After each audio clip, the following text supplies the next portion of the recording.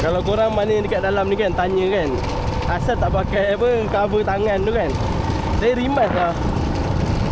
Tapi kalau tak pakai tu, tangan memang akan sunburn teruk lah. Memang tak tona kulit tak serata orang kata. Tapi benda tu bagus. Benda tu bagus. Kalau kita hari-hari buat Grab, kalau kena matahari ni, orang kata boleh kena sakit juga. Tapi saya ada hari saya pakai lah. Tapi korang tengok lah pak, gelap lagi tu. So hari mendung tak pakai lah. Tapi kalau hari panas terik, memang saya akan pakai lah. Okey, jom kita masuk. First macam biasalah borak dengan Grab. Rumah nombor. Boleh. Ni bang. Ni apa Grab? Grab. Okay, baik bang. Terima kasih. Ini kalau terbang ni, kan silap-silap kena bayar pula.